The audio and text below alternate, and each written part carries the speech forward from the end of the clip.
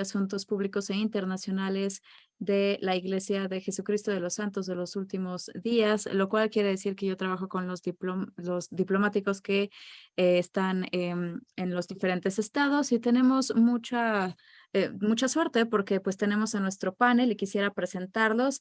Profesora Carmen Domínguez, ella es presidenta del Consorcio Latinoamericano de Libertad Religiosa. Después, bueno, muchas gracias, es maravilloso tenerla aquí, doctora Domínguez. Profesor Juan Navarro Floria, presidente del Consejo Argentino para Libertad Religiosa. Muchas gracias por estar aquí, profesor. Profesor Rodrigo Sousa Alves. Muchas gracias también por estar con nosotros. Y Edgardo Mugreza, muchas gracias, nuestro director de Departamento de Asuntos Públicos y Libertad Religiosa del norte de Perú. Y tampoco dije, profesor Alves, que usted es el coordinador del Centro Brasileño de Estudios en Derecho y Religión. Muchas gracias por estar aquí, es un privilegio. Es uno de esos momentos en donde podemos empezar a reflexionar sobre la libertad religiosa y los retos de este tipo de libertades de conciencia y sin importar en la región en la que estemos. Solamente díganme si voy hablando muy rápido, puedo hablar un poco más lento, a veces no me doy cuenta. Pero el pensamiento que viene a mi mente es que en el Antiguo Testamento, cuando el profeta Samuel era un joven apenas y él estaba en cama y Elí, el profeta, llega este joven con él y de repente escucha esa profecía que le dice Samuel y entonces se le acerca y al hacer eso, él le dice, no, no, yo no dije nada, vuélvete a dormir y escucha una vez más esa voz. Samuel se despierta y va con Elías y le dice, yo no dije nada. Y después, en la tercera vez, cuando vuelve a suceder y el joven Samuel fue con Elías, Elías dijo, ya veo qué es lo que está sucediendo. Se vuelve a ir a dormir y cuando escucha esa voz una vez más dice, sí, señor, aquí estoy.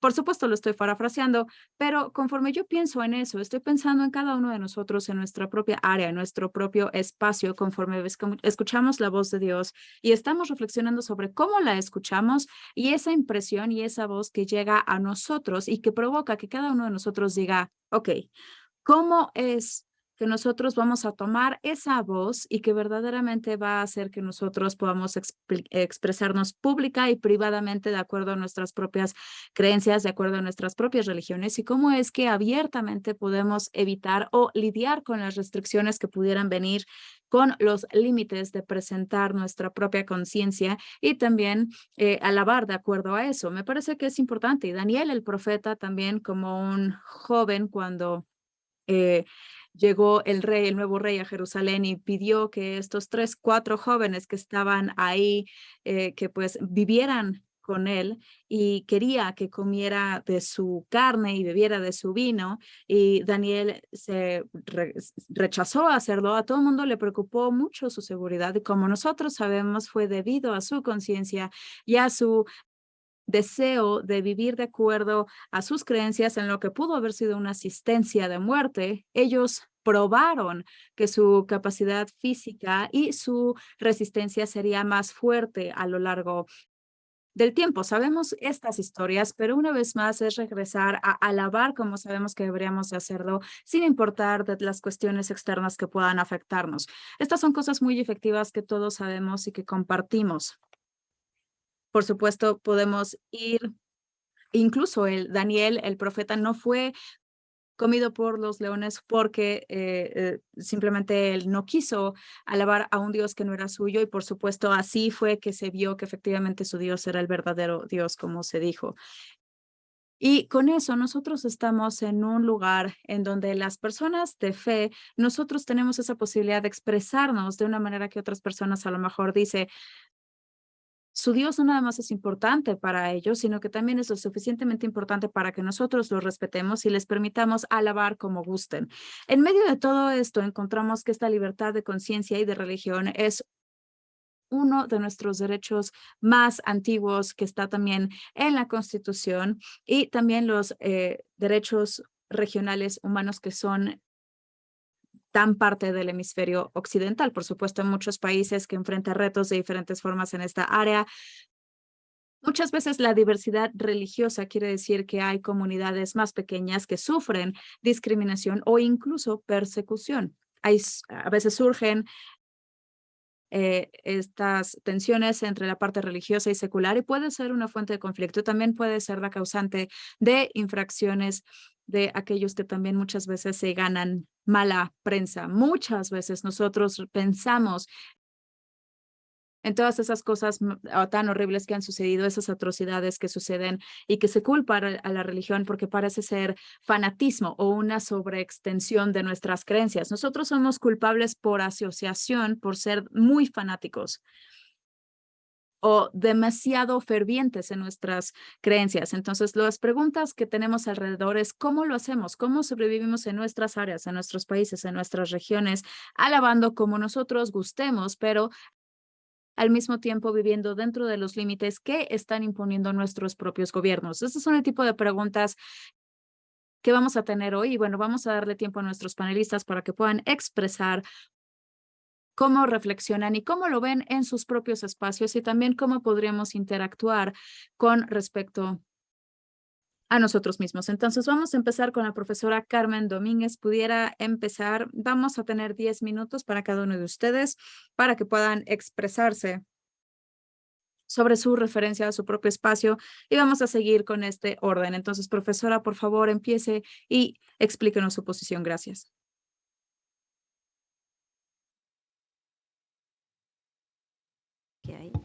Bueno, muy buenas tardes. Primero que nada, agradecer la invitación de los organizadores representados en el profesor Cole Durham, que está aquí, por esta invitación, esta oportunidad de intercambiar, de aprender, de reflexionar, como lo está haciendo hasta ahora. Por supuesto, intentar contestar la primera pregunta que tiene que ver, ¿no es cierto?, con cuáles podrían ser los aspectos cardinales en los que se ve desafiada la libertad de conciencia, religión o de creencias. Es ciertamente complejo dar una respuesta porque la realidad en el reconocimiento de estas libertades no es igual en los diferentes países, incluso dentro del mundo occidental, ni siquiera es la misma realidad en los continentes, ¿no?, que lo conforman. Por lo mismo no me atrevo a hablar de lo que no conozco, sino que básicamente hablaré desde Chile y desde la realidad que es común a varios de los países americanos, como este encuentro nos pide. El primer desafío que ellas encuentran proviene ciertamente de la creciente secularización, con la consiguiente privatización de lo religioso al ámbito privado, que ha venido dándose en forma de erosión a la libertad religiosa en países como los americanos, que eran históricamente muy creyentes. En especial, ¿no es cierto?, se observa esto como uno de los mayores cambios culturales que los países latinoamericanos como Chile han tenido en los últimos 30 años.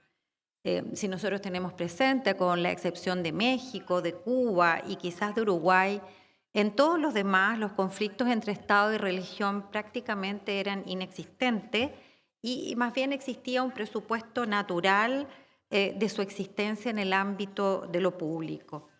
Como efecto de esto, de la secularización, ¿no?, experimentamos una progresiva disminución de quienes se confiesan creyentes y de forma muy marcada en los jóvenes.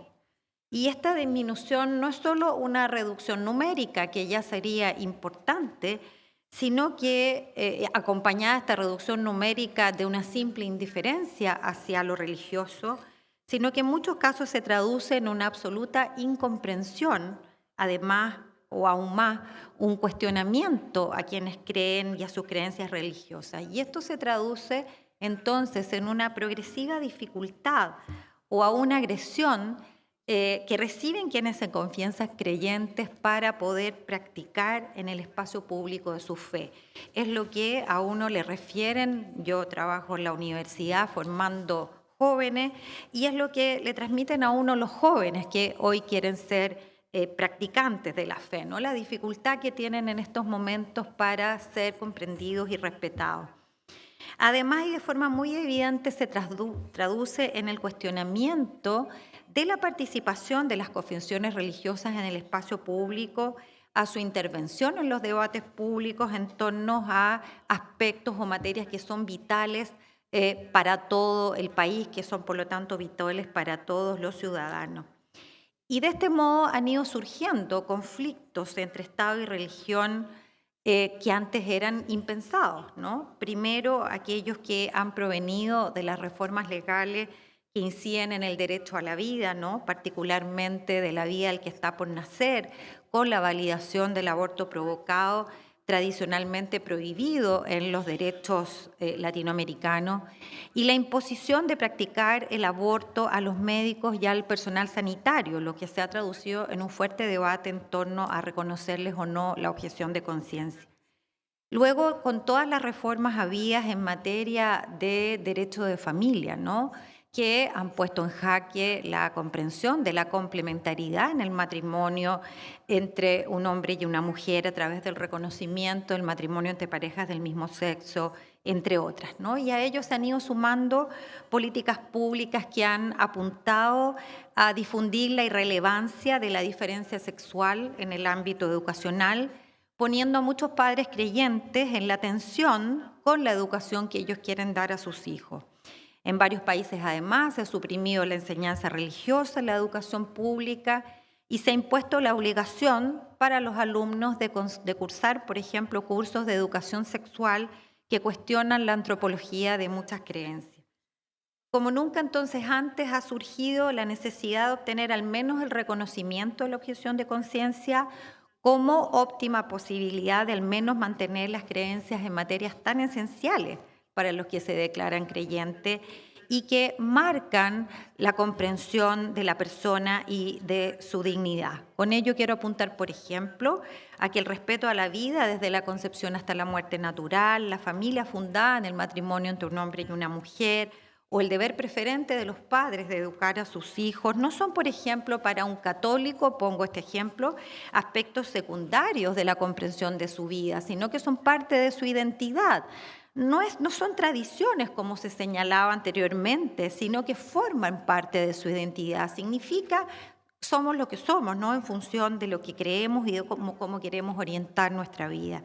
De ahí que la negación por parte del Estado afecta ciertamente sus creencias y su conciencia. Y esto ilustra que temas que previamente eran compartidos socialmente, el mayor pluralismo de la sociedad ha ido erosionando o sustituyendo estas premisas y al final, no quiero decir con eso que la libertad religiosa consista solo en esos temas que acabo de nombrar, pero nos permite mostrar cómo la dimensión colectiva de la libertad religiosa se ve mermada, pues las mismas creencias o doctrinas de algunas comunidades religiosas pasan a ser incluso consideradas ilícitas ante el Estado.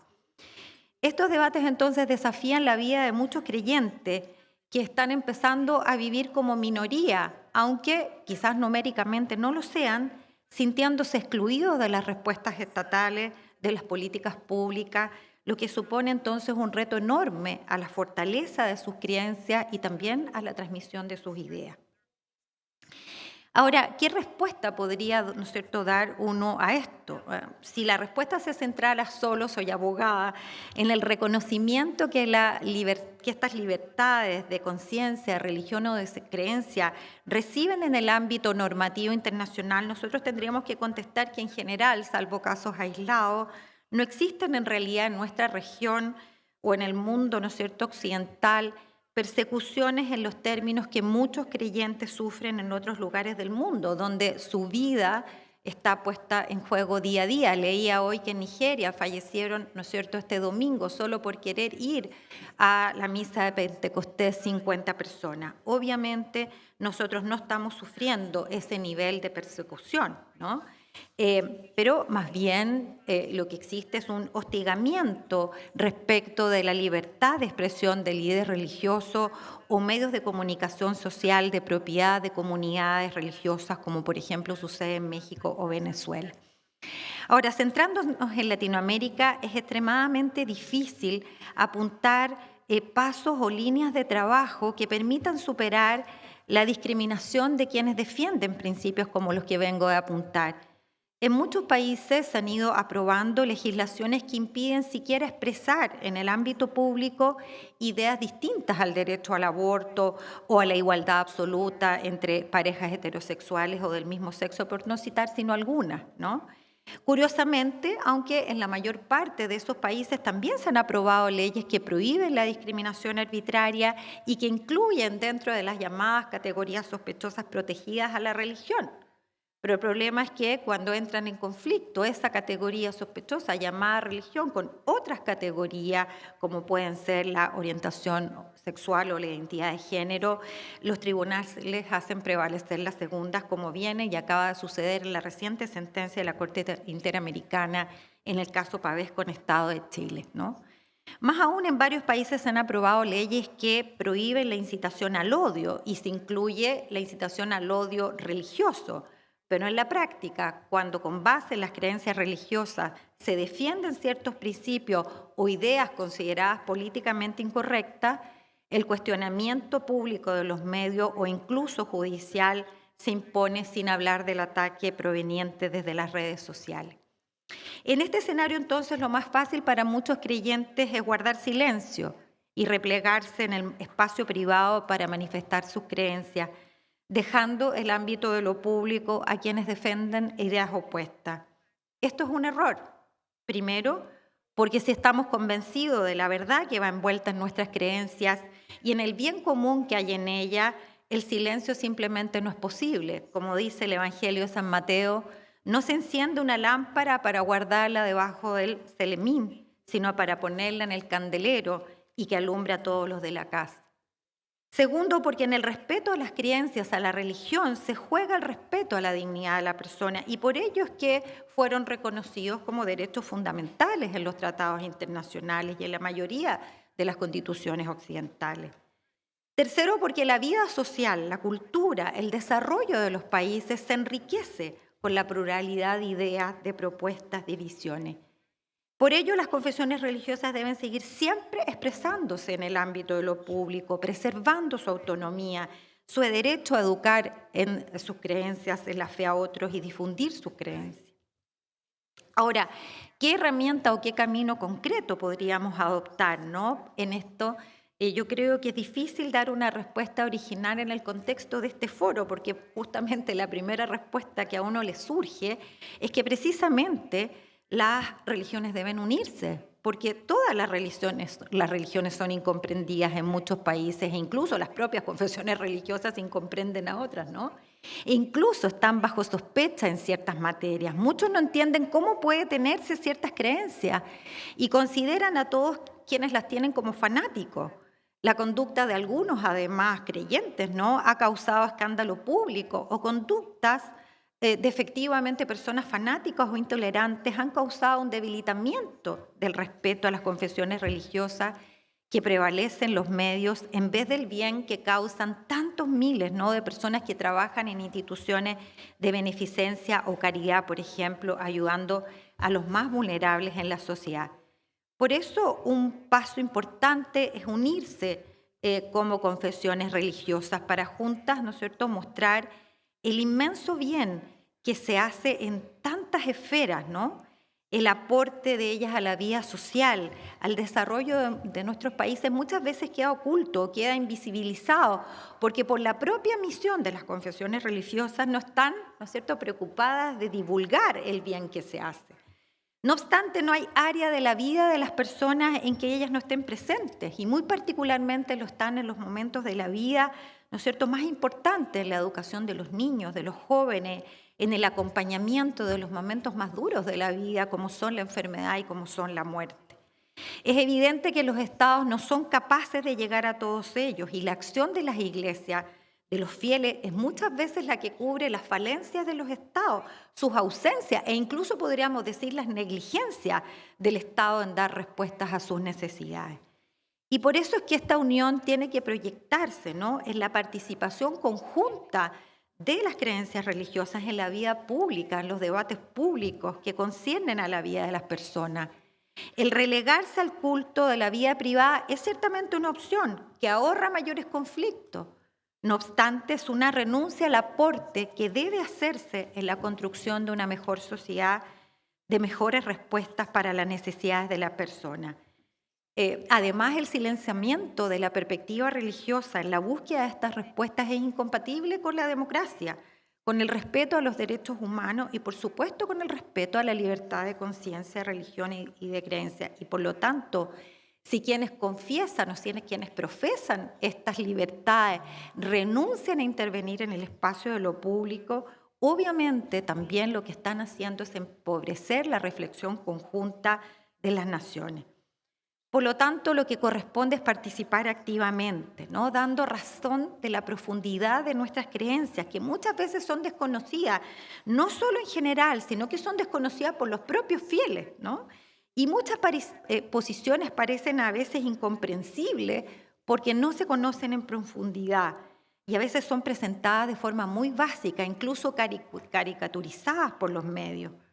Por ejemplo, reconociendo que no es un tema doctrinal compartido, por supuesto, por todas las llamadas organizaciones basadas en la fe, me parece que ilustra, por ejemplo, la complejidad del actuar conjunto en las posiciones en torno a la vida y al rechazo al aborto provocados, ¿no?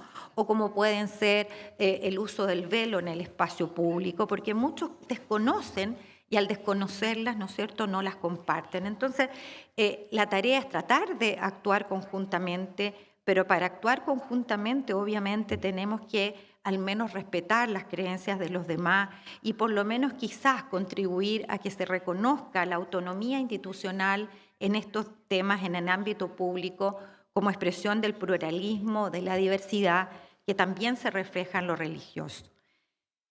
Para terminar, porque sé que estoy excedida, simplemente decir que también, ¿no es cierto?, es un trabajo conjunto el obtener al menos el reconocimiento de la objeción de conciencia en aquellos temas, ¿no es cierto?, cardinales, en que se pone en jaque las confesiones, las conciencias y las creencias de las personas como única o quizás espacio para permitir a personas que tienen que vivir con este conflicto diariamente, permitirles vivir en coherencia con sus creencias.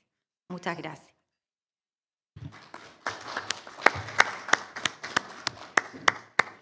Thank you very much, Professor Dominguez. We appreciate that. Professor Florio, would you like to address us, please? Thank you very much. Como la profesora Domínguez ha tomado parte de mi tiempo, debería decir que comparto lo que ella dijo y ya está, y pasar el micrófono. Pero voy a tratar de decir en estos pocos minutos un par de cosas más o menos concretas respondiendo a las preguntas. Primero que nada, por supuesto, agradecer la invitación a participar de esta tan sugerente reunión. Bueno, a todos los organizadores, a Elías, a Cole, hace tantos años que trabajamos juntos, es un gusto estar acá realmente. Nos han hecho 3 preguntas y yo quiero tratar de contestar brevemente a algunas de ellas con cosas más o menos precisas. La primera es qué asuntos claves de libertad de conciencia y religión enfrentamos en nuestro hemisferio, en nuestra región. Cuando uno piensa en las restricciones a la libertad religiosa, uno puede pensar en restricciones que vienen de 2 lugares distintos, o de los estados o de las sociedades. Hay estados que son persecutorios de la religión y hay sociedades donde hay una intolerancia religiosa que es importante. En nuestra región, en general, nuestros estados no son perseguidores de la religión. Tenemos algún caso, históricamente el caso de Cuba, lamentablemente, dolorosamente en estos últimos años, en Venezuela, en Nicaragua, hay, entre otras restricciones a los derechos humanos, restricciones a la libertad religiosa. Lo sabemos, no hay mucho más para decir al respecto. Si vamos al punto de vista desde las restricciones a la libertad religiosa y de creencias que imponen las sociedades, tampoco encontramos en general en nuestras sociedades grandes conflictos. Porque si algo caracteriza a nuestra región, Cole Durham decía algo esta mañana, es que hay en general una libertad religiosa bastante expandida, bastante amplia, y sobre todo lo que no existe es conflictos entre las religiones. Nosotros nos caracterizamos por ser una región donde no hay guerras de religión entre grupos religiosos, como puede haberlos en otros lugares, más allá de otro tipo de ingredientes.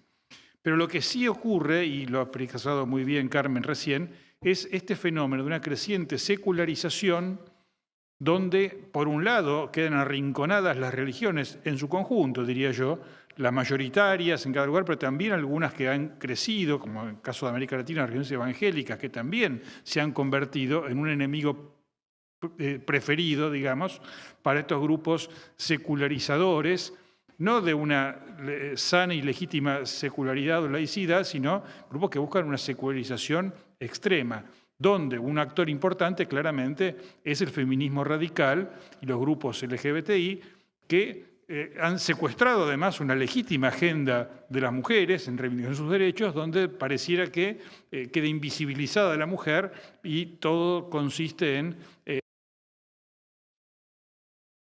empoderar o darle lugares crecientes a este tipo de grupos.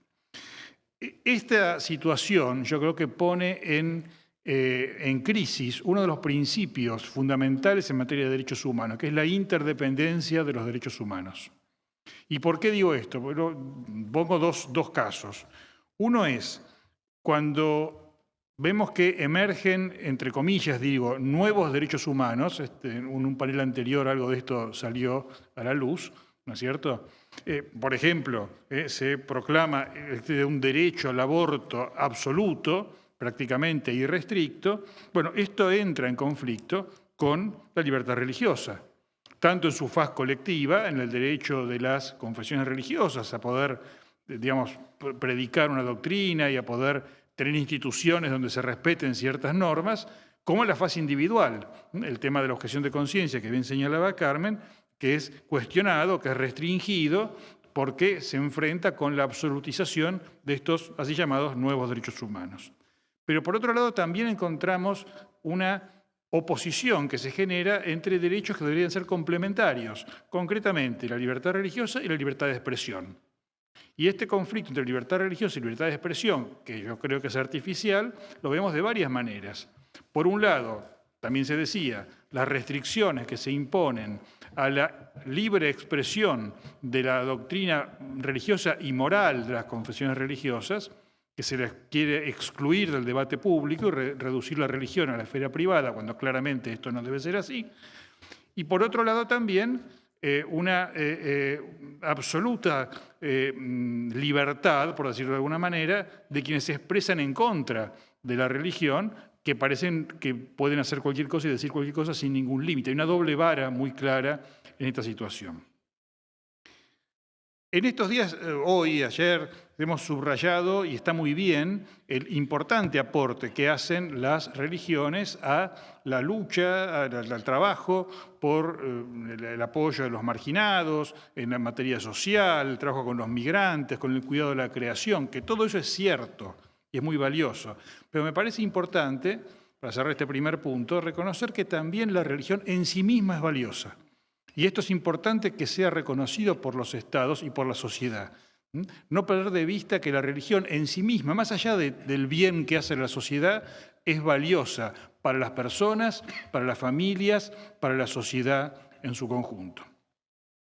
La segunda pregunta que nos hacían es qué pasos que podemos dar y deben ser dados para resolver las formas más agudas de persecución o de discriminación. Y yo acá querría decir simplemente un par de cosas. Primero, la plena vigencia de la libertad religiosa claramente es una exigencia indiscutible en las sociedades democráticas. Decíamos recién, la religión vale por sí misma, debe ser protegida en cuanto tal, sin contar con que además está demostrado, yo recuerdo, varios acá conocemos los trabajos de Brian Greene, por ejemplo, en esta materia, que una libertad religiosa robusta también contribuye a un crecimiento económico, contribuye a un mejor desarrollo por parte de las sociedades. Pero esto no contradice lo que acabo de decir, que la religión vale por sí misma, aunque además tiene este efecto benéfico en la vida económica y social. Yo presido una institución, el Consejo Argentino para la Libertad Religiosa, el CALIR, que varias veces ha propuesto, y quiero traerlo acá, a este foro vinculado con la Cumbre de las Américas y vinculado con la OEA, algo que es, creo yo, puede ser una herramienta útil, que es una convención interamericana sobre libertad religiosa, comenzando quizás por una declaración sobre la libertad religiosa que formalmente hagan los estados a través de los mecanismos propios de la OEA, ¿no es cierto?, que permita tener un instrumento que puede ser, creo yo, muy importante para definir los alcances y las exigencias de la libertad religiosa, tanto en su fase individual, por ejemplo, en la materia de objeción de conciencia, que ya se mencionó y que es tan crucial en este momento, como colectiva. En el caso Pavés, que recordaba Carmen recién, la Corte Interamericana, que por primera vez se ha adentrado en el estudio del tema de la libertad religiosa, ha hecho un reconocimiento muy importante sobre la dimensión colectiva de la libertad religiosa. Y esto demanda un desarrollo y herramientas concretas que sirvan para garantizarla, para asegurar su vigencia. Por supuesto que las normas jurídicas por sí solas no resuelven los problemas, pero ayudan, son una herramienta que los gobiernos y las sociedades pueden tener. Los principios, las normas muy generales que tenemos ya en el artículo 12 de la Convención Americana sobre Derechos Humanos deben ser desarrollados y deben ser exploradas las consecuencias que tiene ese reconocimiento de la libertad religiosa como un derecho fundamental. Y en relación con esto, recordar también que tenemos un problema en ciernes o real en América, que es una convención que sí ha sido ya aprobada por la Organización de Estados Americanos, la Convención contra toda forma de discriminación e intolerancia, que no ayuda en esta materia porque, si bien tiene aspectos sin duda muy valiosos y muy positivos, también, digamos, según la interpretación que de ella se haga, puede provocar una agudización de este enfrentamiento entre lo que es la libertad de expresión y la libertad de religión, ¿cierto? O una directa amenaza a la libertad religiosa, a la libertad de expresión, a la libertad de enseñanza. Esta convención es un ejemplo de algo que no está bien hecho. Y por esas razones que muy pocos países la han ratificado y está generando preocupación en otros países. Justamente por esto, una convención sobre libertad religiosa a lo mejor ayudaría a equilibrar la balanza y a tener herramientas, digamos, de distinta naturaleza, pero que puedan hacer una pintura un poco más completa en esta materia. Tercera pregunta que nos hacen es si hay pasos que los actores religiosos y las instituciones puedan tomar en común en relación con la libertad religiosa y de creencias. Ya se han dicho muchas cosas hoy, pero yo quiero señalar hacer una propuesta que me permito traer para que sea elevada a la cumbre que nos convoca y que motiva esta reunión. Además de lo que hemos dicho, de lo que acabo de decir en relación con la convención, o la posible convención y antes declaración americana sobre libertad religiosa. Y tiene que ver con algo que es un factor clave, que es la educación, que justamente la Corte Interamericana, en el caso Pavés, ha subrayado de manera tan clara. Una de las cosas importantes del fallo Pavés es el reconocimiento del derecho a la educación religiosa en las escuelas públicas. Después cada país tiene su modalidad, pero que existe un derecho en esta materia está claro. Sería muy importante, creo yo, que en todos los países pudiera lograrse que, más allá de que algunos podrán tener otras modalidades para hacer efectivo este derecho que está reconocido por la Convención Americana y que la Corte ha ratificado, lograr que pueda haber alguna forma de enseñanza de la religión en las escuelas. Y para eso sería muy bueno, creo yo, que las confesiones religiosas pudieran acordar algunas pautas en esta materia para hacer propuestas como guía para implementar alguna forma de enseñanza religiosa que no solamente permita un conocimiento intelectual de lo que las religiones son y representan para los alumnos, para las personas, que esto es algo claramente indispensable, sino que además es algo también indispensable para poder profundizar las bases éticas de la convivencia en una sociedad plural y democrática. Esto no es un invento, esto ya está de alguna manera. El protocolo de San Salvador, que complementa el Pacto de San José de Costa Rica, dice claramente, y cito textualmente el artículo 13.2, los Estados parte en el presente protocolo convienen en que la educación deberá orientarse hacia el pleno desarrollo de la personalidad humana y del sentido de su dignidad, y deberá fortalecer el respeto por los derechos humanos, el pluralismo ideológico, las libertades fundamentales, entre ellas la libertad religiosa, la justicia y la paz. Convienen asimismo en que la educación debe capacitar a todas las personas para participar efectivamente en una sociedad democrática y pluralista lograr una subsistencia digna, favorecer la comprensión, la tolerancia y la amistad entre todas las naciones y todos los grupos raciales, étnicos o religiosos, y promover la paz, etc. Es decir, esta promoción de la amistad entre grupos religiosos y del respeto por los derechos de la libertad religiosa solo es posible a partir del conocimiento. Yo no puedo respetar, no puedo amar a quien no conozco. Para poder conocer esta dimensión religiosa de la persona, sin la cual la educación es incompleta, hace falta tener programas concretos por los cuales se pueda acceder a este conocimiento.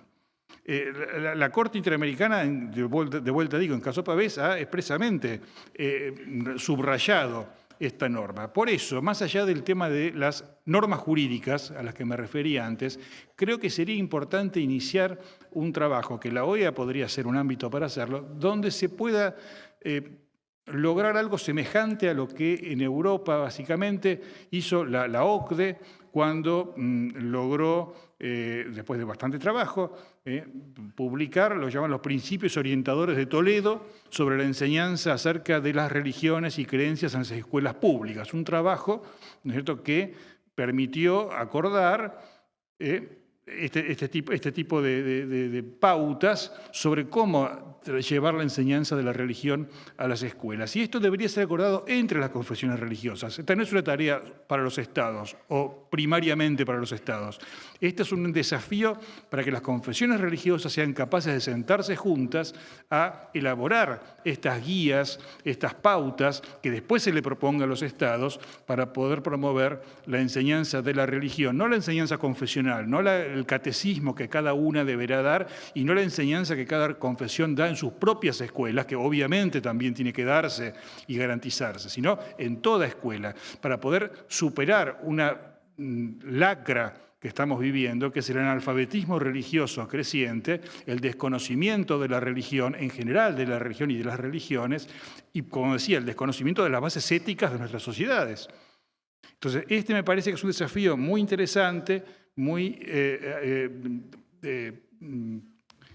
convocante, que debería, por supuesto que es trabajoso lograrlo, pero que debería permitir un avance y romper este bloqueo con que nos encontramos muchas veces en esta materia. Pedir a la OEA que convoque a las iglesias y las comunidades religiosas a que trabajen en conjunto para esto.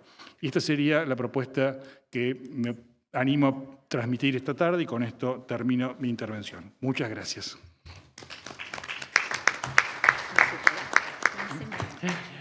Nada más queremos aquí asegurarnos de que tenemos tiempo para todos. Adelante, tiene la palabra. Gracias, muchas gracias, Matthew. Y también me gustaría aprovechar para agradecer a Cole y a todos los organizadores de este foro. Ha sido una oportunidad maravillosa para nosotros para poder hablar sobre temas muy importantes en la región y yo estoy muy honrado y muy feliz de poder estar aquí. Entonces, el panel trata de responder, bueno, el nombre es Respondiendo a los desafíos de la libertad de conciencia y de religión, y parece que muchos de los puntos que yo iba a platicar o que iba a mencionar, pues ya se mencionaron por parte de Carmen y de Juan, pero me gustaría también traer tal vez una perspectiva diferente a algunos de estos puntos. Entonces, el primero, y me parece que es uno muy importante, es, bueno, ¿cuál es el lugar para la religión en la modernidad, en las sociedades modernas? La tesis de secularización fue un debate central en la sociología de religión en la segunda mitad del siglo XX. Y básicamente fue esta idea de que las sociedades modernas van a tener un declive de espiritualidad y de religiosidad en la gente, y bueno, básicamente en las sociedades en general. Pero lo que nosotros vimos, de hecho, fue algo diferente. Los sociólogos más recientemente han estado defendiendo diferentes tipos de secularización, como por ejemplo lo que Peter Berger llamó la alternatividad de la modernización. La secularización no necesariamente llevó al declive de la religión, sino que más bien dio lugar a un fenómeno diferente que fue el pluralismo religioso.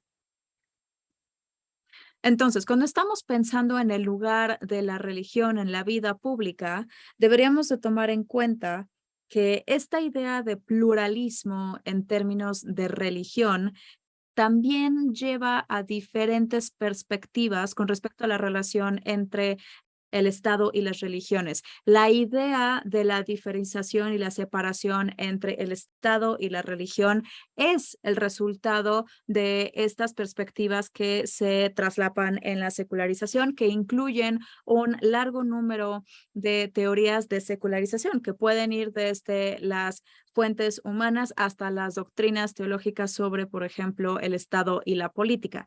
El proceso de la secularización y el concepto del Estado secular, del Estado secular, no necesariamente llevan a la exclusión de la religión de la vida pública y tampoco del espacio público. La religión es uno de los motores, digamos, de la secularización, sobre todo por parte de los protestantes que estaban en el mundo occidental y también de las identidades, que es uno de los resultados de la modernización de las sociedades. Además, la secularización del Estado y de los gobiernos no requieren que los estados eh, quiten o dejen de permitir estas interacciones, sino que más bien al contrario, puede fomentar la cooperación tanto en ambas esferas y también puede evitar que el Estado imponga una perspectiva diferente en los ciudadanos. Entonces, bueno, ¿cómo es que realmente se puede ver esta libertad de conciencia y de religión y la relación entre la libertad de conciencia y de religión y otros derechos humanos?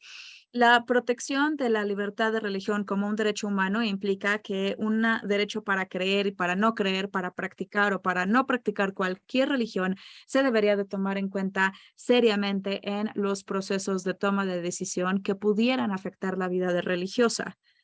Mientras que los derechos humanos están interconectados, así como ya lo habían mencionado mis colegas, hay muchas situaciones en las que puede que se perciban como que están en conflicto o en oposición o como que son mutuamente exclusivos. Hay muchas cosas que vienen naturalmente de estas complejidades de los sistemas normativos. La solución para este tipo de situaciones se tienen que relacionar con la implementación de los derechos humanos y no necesariamente es la parte que más influye en los factores. Además, así como también Carmen Domínguez lo mencionó, los requerimientos también se tienen que tomar en cuenta para la protección de la dignidad humana. ¿Por qué la libertad de religión no es un derecho como tal que se ve con tal presencia, pero sigue siendo una de las más importantes? Entonces, definitivamente se tiene que tomar en cuenta esa armonía, la intención y en este proceso también la libertad de religión y también las necesidades y los requisitos religiosos deberían de jugar un papel muy significativo.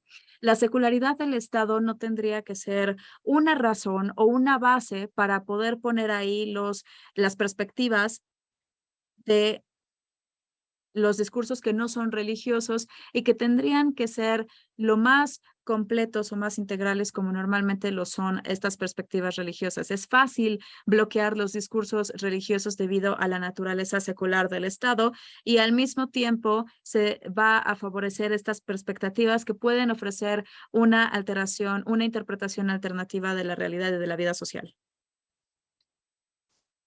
¿Cuál es entonces la importancia de la religión, de la libertad de conciencia y religión? Ha sido reconocido como uno de los valores centrales de las sociedades democráticas y el Estado de Derecho. La democracia y la religión, la libertad de religión se refuerzan mutuamente. Como mencionó Carmen, es un derecho fundamental en la mayoría de las constituciones del mundo.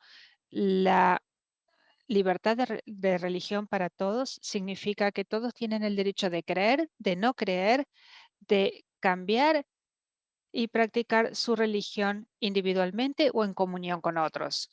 La libertad de religión es la base del respeto mutuo, de la coexistencia pacífica y del diálogo, tal como el diálogo interamericano,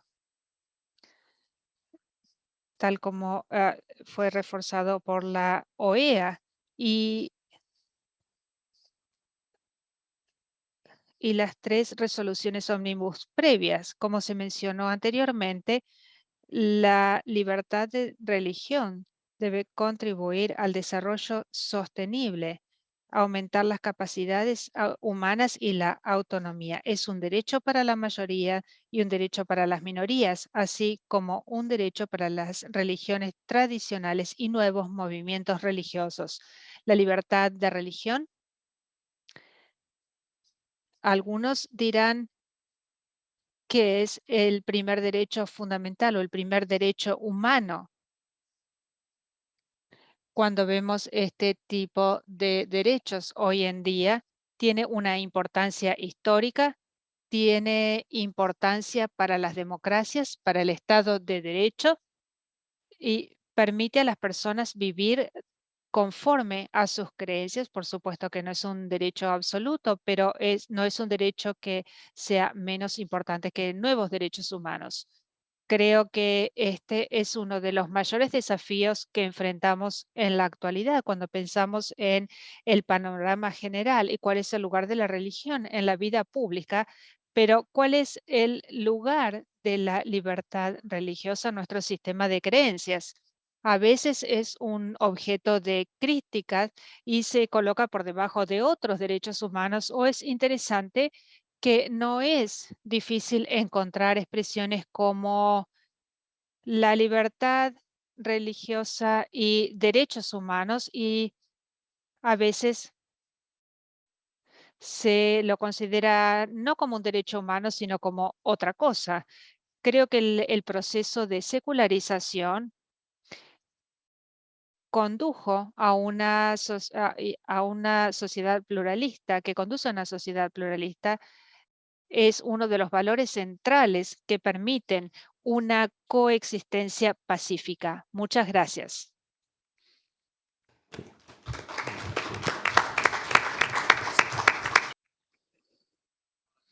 Muchas gracias, profesor Alves. Edgardo, ahora tú debes ayudarnos. Buenas tardes para cada uno de ustedes. Después de escuchar a Carmen, Juan, Rodrigo, definitivamente que sentimos que hay muchas propuestas para poder trabajarlas hoy más que nunca. Escuchaba a Juan sobre la Convención de Libertad Religiosa y realmente creo que debe ser un punto que debe considerar este Fórum de las Américas.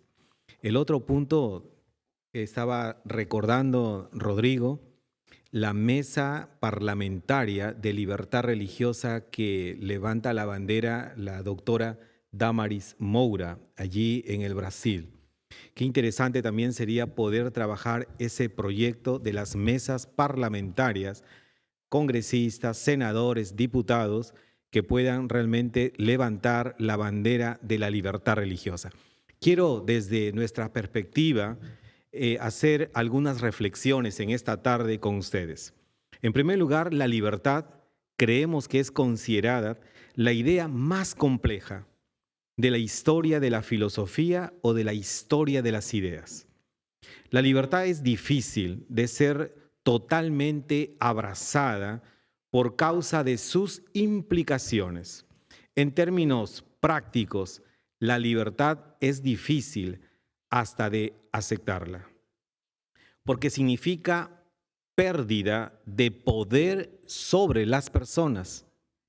La mayoría de las tragedias de la experiencia humana está relacionada con el deseo de dominar, de someter, de subyugar, instrumentalizar a otros, privándolos así de su libertad. Abrazar la libertad, apreciados amigos, significa el fin de la manipulación de otros por respeto a su conciencia. Significa mostrar solidaridad a la humanidad y a su dignidad, y a los derechos de cada ser humano y de cada grupo de personas. Significa el fin de la discriminación. Significa también el fin de la criminalidad hacia otras personas porque son diferentes. El uso de la fuerza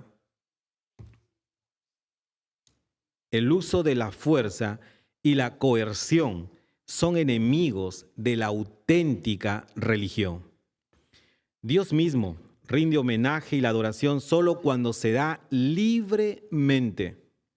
Aunque todos los derechos son de gran importancia, la libertad religiosa creemos que es singular y de especial significación. Tiene que ver no solo con la dimensión interhumana, sino también con la relación de la persona con Dios, el Creador. Por lo tanto, vemos la libertad religiosa como el derecho humano principal, del cual se derivan todos los derechos humanos. Y aquí quiero tocar un tema, puede ser espinoso, mas quiero tocarlo: la separación de la Iglesia y el Estado. Ofrece mejor salvaguardia para la libertad religiosa y está en armonía con la declaración de Jesús: dar pues al César lo que es del César y a Dios lo que es de Dios. Los adventistas creemos que la unión de la Iglesia y el Estado es una fórmula segura para la discriminación y la intolerancia y ofrece un suelo fértil para que crezca la persecución contra aquellos que piensan, sientan o creen diferente. El gobierno civil tiene derecho a exigir respeto y obediencia hasta el punto en que las leyes civiles no estén en conflicto con los requerimientos de Dios, porque es necesario obedecer a Dios antes que a los hombres. Y eso dice su palabra en Hechos 5:29. La coexistencia pacífica entre la Iglesia y el Estado es uno de los grandes desafíos de hoy. Discutir caminos para el respeto a las diferencias. Creemos firmemente en la libertad religiosa para todas las personas. Es decir, que es la conciencia de cada individuo, no de un gobierno, quien debería dictar sus elecciones de adoración o de falta de ella. Por tal razón creemos que luchar contra la opresión religiosa y defender el derecho de un individuo de adorar de acuerdo a su conciencia, sin importar la afiliación religiosa de esa persona, favorece a todos sin distinción. Normalmente, amigos, las personas pertenecientes a grupos religiosos muy minoritarios y pocos estructurados, tal vez como ejemplo las religiones afroamericanas y la Ubanda, suelen ser blanco fácil para la discriminación, pero también saben, se registran incidentes entre religiones más tradicionales y mejor establecidas. Creemos que la libertad religiosa es un derecho dado por Dios, que la legislación y otros actos gubernamentales que unen Iglesia y Estado son contrarios a los mejores intereses de ambas instituciones y son potencialmente perjudiciales a los derechos humanos. Por eso defendemos que la libertad religiosa se ejerce mejor donde se mantiene la separación entre el Estado y la Iglesia. Que el gobierno fue divinamente ordenado para apoyar y proteger a los ciudadanos en el empleo de los derechos naturales y para gobernar en los asuntos civiles, y que al hacerlo el gobierno garantiza obediencia respetuosa y apoyo voluntario.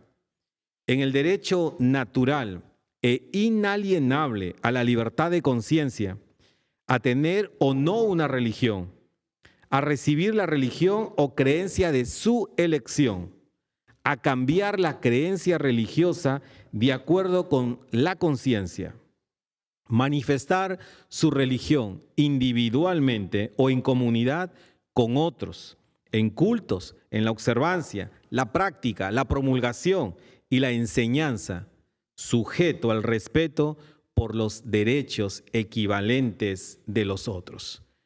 Quiero finalizar, gente, diciendo lo siguiente, que la libertad religiosa también incluye la libertad de establecer y operar de manera adecuada instituciones de caridad y educativas, de solicitar o recibir contribuciones financieras voluntarias, de observar días de descanso y celebrar feriados de acuerdo con sus preceptos de su religión y de mantener comunicación con otros creyentes a nivel nacional e internacional.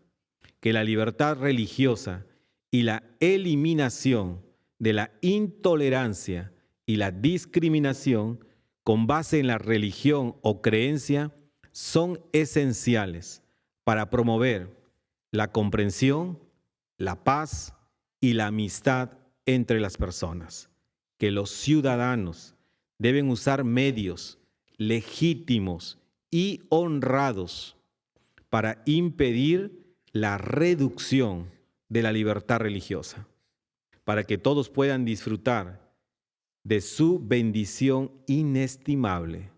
Finalizo, gente, que el espíritu de la verdadera libertad religiosa está resumida en la regla de oro. Haga a los otros lo que les gustaría que hicieran con usted. Muchas gracias.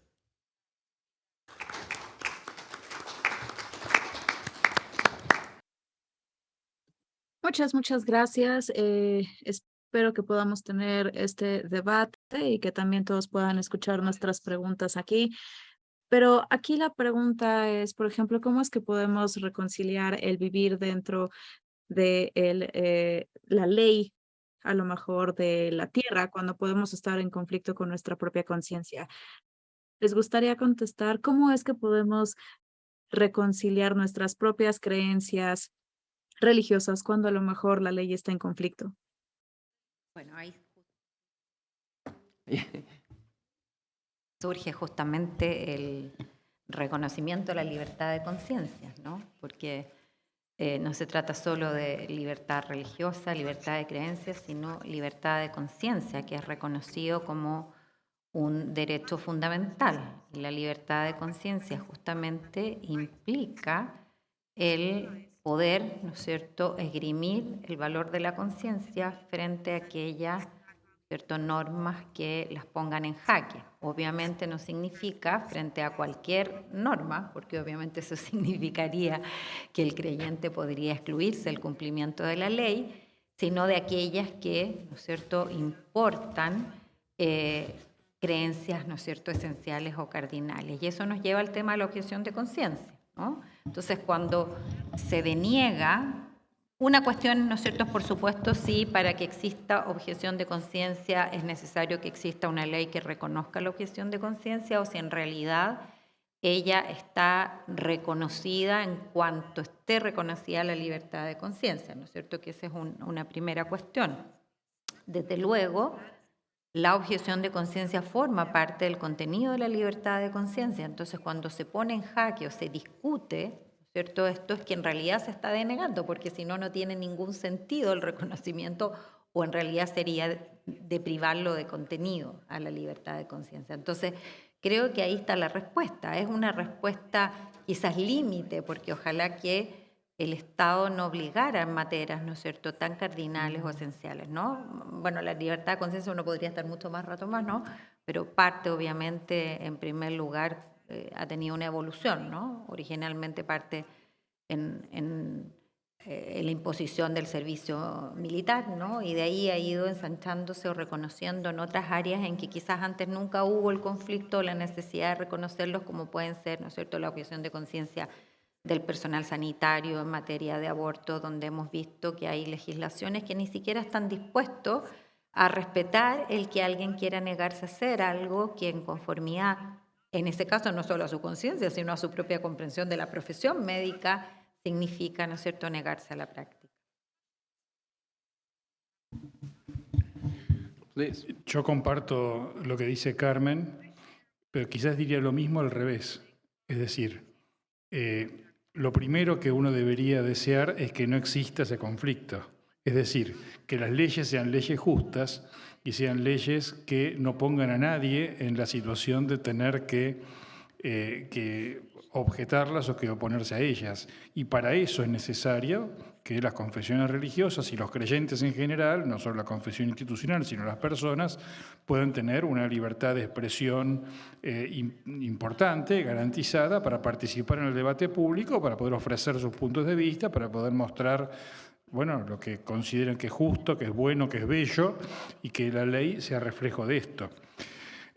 Si llega, después de ese debate y dado ese debate, la ley termina diciendo algo que sea inaceptable para el creyente, bueno, ahí es donde viene, por supuesto, la objeción de conciencia, como bien se acaba de decir, en aquellos temas que son realmente no negociables, porque también es verdad que hay muchas cuestiones donde uno puede estar más o menos contento con la solución que la ley ofrezca, pero en definitiva sean cuestiones razonablemente opinables, y entonces ahí el deber del ciudadano en principio es cumplir con la ley. Hay leyes que no nos gustan tanto, hay leyes que preferíamos que fueran distintas, pero bueno, si no nos ponen en juego un principio fundamental, bueno, uno la cumple. Ahora, si se produce un conflicto que es insoluble, porque lo que la ley está obligando a hacer o prohibiendo hacer es algo que va directamente en contra de un principio fundamental, bueno, ahí el camino es el reconocimiento de la objeción de conciencia, como bien se acaba de decir, que yo diría que no hace falta que la ley lo otorgue, porque es una consecuencia de la libertad de religión y de conciencia que está ya en las constituciones de los tratados internacionales. Hay que defender esto, que tenemos ese derecho, aunque la ley no lo otorgue. Pero como a veces ocurre que hay controversias al respecto, si se va a legislar sobre alguna cuestión controversial, mejor que la ley lo otorgue. Y entonces es bueno que, no sé, una ley que legitima el aborto sin límites o el suicidio asistido o tantas otras cuestiones, bueno, que expresamente se reconozca, atención, que para quien tiene una objeción ética o religiosa, pero a veces solamente ética fundamental, acá procede la objeción de conciencia. Professor Alvarez, you've got some burning thoughts on this, please. Yes, thank you. Sí, bueno, nada más me gustaría dar un paso hacia atrás, porque a veces estamos pensando en los problemas que enfrentamos debido a la legislación actual y en la necesidad de esta objeción de conciencia, pero sí me parece que tal vez una de las soluciones posibles sería el lidiar con esos puntos en el proceso de crear la legislación. Porque la ley es un producto cultural y social y normalmente viene de la cultura de la mayoría y a veces de la secularización de la mayoría de las instituciones o de las estructuras de la mayoría de las religiones. Entonces, por ejemplo, si estamos pensando, por ejemplo, en el domingo, que muchas veces en las sociedades occidentales es cuando la gente no trabaja. Bueno, básicamente esa es la secularización de una idea cristiana de que, bueno, pues el domingo es el día del Señor y entonces deberíamos de descansar ese día o es un día sagrado, pero eso no es algo que necesariamente todo el mundo cree. Por supuesto, si el domingo es un día de descanso, pues no está en la legislación, por ejemplo, como algo religioso. Sin embargo, tiene raíces religiosas. Entonces, cuando estamos pensando, entendemos las razones que están detrás de las leyes que nosotros creamos y permitimos que haya participación de diferentes grupos y la creación de la legislación, entonces tal vez podríamos evitar algunas de estas estas cuestiones, de estos puntos que pudieran ser sujeto de una objeción de conciencia para poder resolver ese problema y evitar que que exista una ruptura en estos órdenes sociales o en las instituciones democráticas. Sin embargo, sí tendremos que hablar de estos puntos antes, durante la creación de la legislación, con un proceso inclusivo para todos los grupos. Muchas gracias. Edgardo, me parece que tienes algo y también tengo una pregunta para ti. Siempre creo en lo siguiente, yo los motivo a ustedes. Los hombres y mujeres de fe debemos trabajar siempre de la mano con el área legal. En el grupo donde trabajamos, somos nosotros los promotores de la libertad religiosa. Y aquí tenemos 2 o 3 abogados al lado nuestro, ¿verdad? Y dentro de la iglesia creemos eso. Para evitar llegar a ese punto, no hay que participar en todas las mesas de debate de legislación. Recientemente en Perú hemos tenido un percance que el gobierno convocó a una prueba única nacional para el día que no era sábado. Y más de 1000 profesores que guardan el sábado se presentaron a ese examen, a esa prueba única nacional. De pronto el gobierno cambió para el día sábado. Y ahí viene, creo que Carmen mencionó hace un momento, que todas las creencias debiéramos trabajar unidos, juntos, porque hoy vienen por mí, mañana vienen por usted. Ese trabajo se hizo no solamente los promotores o activistas de la libertad religiosa, sino también el brazo legal. Creemos en eso, que mientras que exista libertad, hay que hacer uso de todas las herramientas legales que nos permite. Efectivamente, nosotros tenemos que adherirnos a la fe y de hecho esa es una pérdida de poder que tiene alguien sobre la gente. Entonces, en ese comentario, eso a mí me lleva a la dicotomía de nuestra creencia versus el hecho de que somos humanos imperfectos y entonces estamos rotos y estamos tratando de repararnos. Entonces, esto llega como un conglomerado o como todas estas diferentes fees o creencias para poder alinearnos a nuestras prácticas y cuando no lo podemos hacer, entonces los demás nos juzgan y nos dicen, es que ya ves, tú dices mucho y hablas muy bien, pero la verdad es que no eres quien tú dices que eres. Entonces pone todavía más presión para las personas que están proclamando la religiosidad y que quieren decir, oye, nos tienes que dejar vivir así, pero oye, también estamos rotos, seguimos cometiendo errores y la gente señala más lo que está roto que lo que nosotros estamos haciendo. Y como resultado, esa ruptura es la que sale en la prensa. Por eso, al final, utilizan los peores ejemplos allá afuera y empiezan a jugar este juego de la culpa, como de, sí, es que es un religioso, es otra excusa, que ahora ya parece que es fanatismo. Y ves lo que hace la religión, así es como funciona. Entonces, la dicotomía para nosotros es que tenemos este deseo de expresar nuestras creencias únicamente al vivir honestamente de la mejor manera que podemos, siempre arrepintiéndonos, siempre tratando de mejorar. Entonces, colectivamente, como tú sugieres, tenemos que apoyarnos unos a otros en este esfuerzo. Y este foro, esta oportunidad aquí es una oportunidad para poder mejorar, para poder construir, para poder decir que podemos hacer esto y animarnos unos a otros. Entonces, tener sus voces como recordatorio de todo esto me parece que es crítico porque ahora son ejemplo, ¿no? Y la gente espera que haya un mejor comportamiento de ustedes, de nosotros, se espera.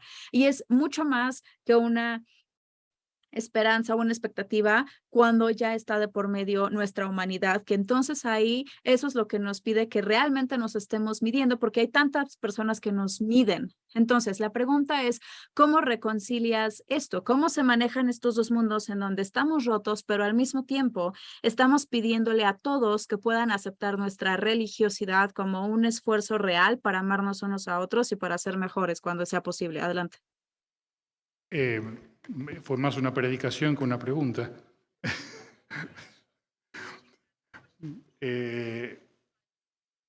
No sabría responder, es decir, creo creo que efectivamente del mundo religioso, sobre todo de los líderes, se espera cierto grado de ejemplaridad. No sé si a eso apuntaba la pregunta. Y evidentemente uno no debería exigir nada si no está en condiciones de mostrar una vida coherente con lo que está pidiendo. Pero bueno, la naturaleza humana a veces es falible.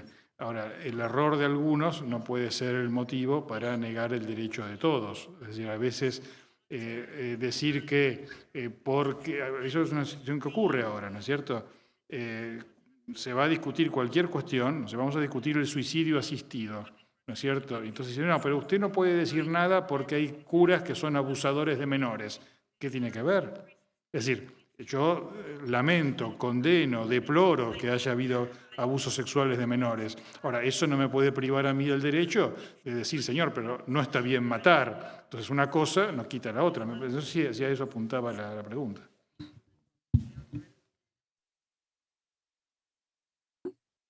Hay una pregunta, sí, por favor.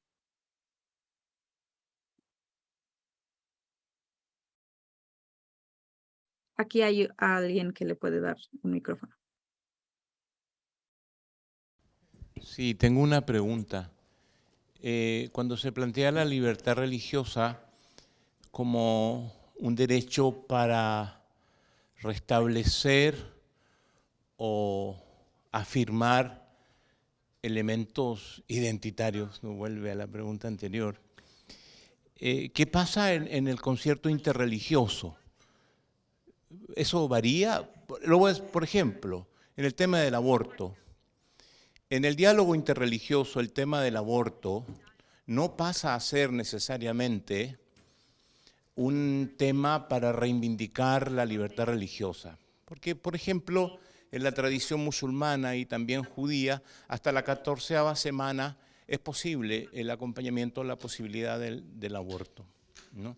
Y así en las tradiciones también orientales, como el hindú y otras. Entonces, ¿qué pasa? ¿Cómo desde una plataforma interreligiosa podemos hacer un planteamiento así, de esas características, que representa legítimamente una postura dentro de una y varias tradiciones cristianas?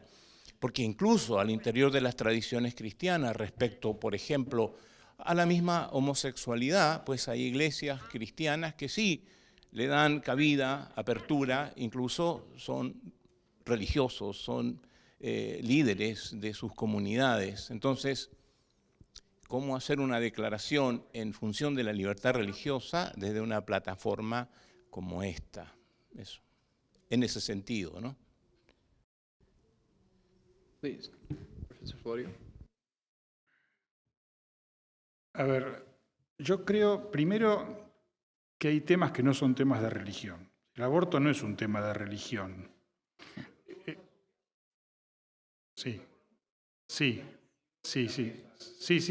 por supuesto. Por supuesto. Yo quiero decir, pues, hay debates que hay que situarlos en su lugar, ¿no es cierto? Ahora, más allá de que el tema no es religioso, nosotros hemos discutido el aborto en la Argentina en los últimos años y finalmente se ha legislado en esta materia, ¿no es cierto? Pero digo, hay una primera cuestión que es una cuestión biológica, donde, digamos, hablando de buena fe, es indiscutible que lo que se pone fin es la vida de un ser humano. Punto número uno. Dame un segundo. Dame un minuto. No, que voy al punto. No, que voy al punto. Segundo, desde el punto de vista jurídico, nosotros tenemos un sistema que claramente dice que todo ser humano es una persona. Entonces, la discusión con el aborto es saber, bueno, ¿es legítimo o no es legítimo poner fin a la vida de una persona? Y yo en ese sentido admito que hay personas, hay grupos, hay instituciones, puede haber religiones que digan, en ciertos casos es legítimo poner fin a la vida de una persona. Muy bien, entonces estamos discutiendo eso. Ahora, esa decisión de legitimar el poner fin a la vida de una persona, ¿es algo que se le pueda imponer a todos o no? Sea religioso o no religioso, perdón, permítame terminar, sea religioso o no religioso el planteo. Cuando se discutió el tema del aborto, la pregunta fue por el aborto, Se discutió el tema en el Uruguay hace unos años, cuando el presidente era Tabaré Vázquez, que es un agnóstico, pero que es médico, era médico, ¿no es cierto?, y que tenía muy claras estas cuestiones. Entonces, Tabaré Vázquez él vetó la ley de aborto, no por una cuestión religiosa, sino por una cuestión de, podemos decir, bioética, ¿no es cierto? Entonces, si reducimos todo... Ahora, dicho todo esto, es cierto que algunas religiones, algunas iglesias, algunas comunidades religiosas tienen alguna creencia mucho más estricta o restringida o firme, como cada uno quiera calificarla, respecto a que otras. Hay otras que son más laxas en esta materia. Entonces, no es posible buscar que haya una coincidencia de todas las convicciones religiosas. Algunos van a estar en una posición y otros puede pasar con otras cosas. No solo puede pasar con la pena de muerte, puede pasar con la droga, puede pasar con tantas cosas donde las distintas confesiones religiosas tengan distintos modos de ver. No se puede exigir que haya unanimidad de creencias. Lo que se puede exigir es que todas las creencias sean respetadas. Entonces, la ley debería procurar ser un mínimo común denominador que recoja, que respete las creencias mayoritarias, porque de eso se trata en la democracia, la mayoría elegir. Ahora, si hay alguna minoría o parte de la sociedad que no comparte por razones muy fuertes alguna decisión del legislador, ahí es donde debe admitirse la posibilidad de la excepción, de la objeción, porque no se trata de imponer una decisión a todos. Entonces, es eso. Es decir, no es que hace falta que haya una unanimidad de todas las confesiones religiosas, porque por supuesto sobre muchos temas, el día de descanso que decía recién Rodrigo, evidentemente que no hay unanimidad, porque hay religiones que imponen el descanso el sábado y otras imponen el descanso el viernes y otras el domingo. Entonces, ¿cuál es la cuestión? Que a nadie se le prohíba descansar el día que tiene que descansar. No hace falta decir, bueno, como no hay unanimidad entre todas las religiones, entonces no se puede decir cuál es el día de descanso. No, sí se puede decir. Habrá un criterio mayoritario, democrático, y habrá que buscar la forma de encontrar de modo que se respete también, igualmente, el derecho de quien no comparte esa decisión que fue mayoritaria. Es decir, para salir del tema del aborto o cosas parecidas. Entonces se da en todas las cuestiones. Para esto es importante reconocer y conocer, por eso, discúlpenme, vuelvo a mi propuesta inicial, conocer cuál es el pensamiento de las comunidades religiosas. Porque a veces desde la ignorancia se avasalla una cuestión que es importante para algunos. Pongo un ejemplo distinto de los que hemos dado. Hace poco tiempo, hace unos meses, en la ciudad de Buenos Aires se dictó una ley que para ocuparse de la persona recién nacida y demás. Una ley muy buena, ¿no es cierto?, de cuidado de las personas recién nacidas. Y en esa ley se puso que está absolutamente prohibido cualquier intervención que afecte la integridad física del recién nacido. Principio que es extraordinariamente correcto. Pero ¿qué pasa? Los judíos circuncidan a los niños varones y la circuncisión implica una mínima agresión a la integridad física de la persona. El legislador, que fue ignorante en materia religiosa, no tomó en cuenta que para una parte de la población es importante producir un acto médico, quirúrgico, que significa una cierta agresión y mutilación, por supuesto, de la circuncisión masculina. No estamos hablando acá de lo que se llama circuncisión femenina, es otra cosa, es un crimen. Entonces, ¿qué es lo que hace falta acá? Conocimiento, respeto, y decir, bueno, muy bien, el principio es correctísimo, pero hay que hacer una excepción. En este caso, ¿por qué? Porque es fundamental para alguien que profesa la religión judía circuncidar a su hijo varón. ¿Me explico? Entonces, es un tema de respeto, que el respeto requiere el conocimiento, y el conocimiento requiere de la educación. Yo agregaría, estando de acuerdo con lo que acaba de decir Juan, que además en lo que pueden haber diferencias, obviamente, frente a determinadas materias, pero en lo que sí deben estar de acuerdo las confesiones religiosas, y eso sí puede salir de un foro como esto, es que las confesiones religiosas tienen derecho a participar en el debate democrático y tienen derecho a participar en el debate público y tienen derecho a dar sus razones, ¿no? y que así como todos pueden opinar, pareciera que todos pueden opinar menos las confesiones religiosas. Entonces, ahí sí que creo que hay un punto cardinal en que tenemos que estar de acuerdo, ¿no? Que significa, tenemos derecho a dar nuestras razones y a dar razones que sean religiosas. Porque también sucede que hoy en día parece, y eso sucede incluso en el mundo al menos católico, ¿no? De que en realidad sí, puede ir al debate público, pero cuidado, no digas ningún argumento religioso, hay que ir a dar argumentos racionales. Bueno, el que es abogado, daremos ¿no es cierto?, argumentos jurídicos, el que es médico dará argumentos médicos, pero el que es teólogo debe dar argumentos teológicos, y el que es canonista dará canónicos, ¿no? Entonces parece que se invalida el argumento religioso, como si el argumento religioso no tiene fundamento, no interpreta, no convoca y no representa a miles de personas, ¿no? Entonces yo creo que ese es un punto donde obviamente tenemos que estar de acuerdo, ¿ah? Común que me lleva a esta conclusión y es una cuestión cuando usted mencionó los dos grandes mandamientos, amar al prójimo y amar a Dios. Cuando estamos en una sala como esta con personas que no conocemos y sentimos esta inmensa conexión de amor sin haber tenido ninguna interacción con ellos todavía, y sin embargo existe una sabemos que vamos a servir a todos los que están aquí presentes con todo nuestro corazón, de cualquier manera, corazón, perdón.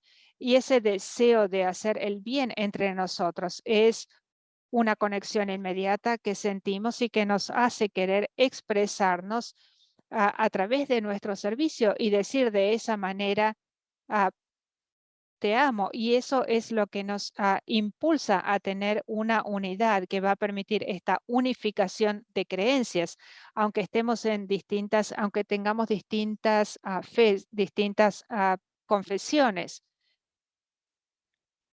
Y a veces entonces me gustaría reconocer y terminar diciendo que es fácil decir gracias porque sentimos tanto amor por ustedes y porque estamos aquí, nos permite sentir ese amor y esa amistad con personas que hemos conocido por primera vez, pero es quizás eh, es a veces es esto que tenemos en común de creer en Dios lo que nos ha permitido estar aquí. Gracias a todos ustedes por sus contribuciones, por sus aportes, por sus pensamientos y sus comentarios. Muchas gracias. Les agradezco por su presencia.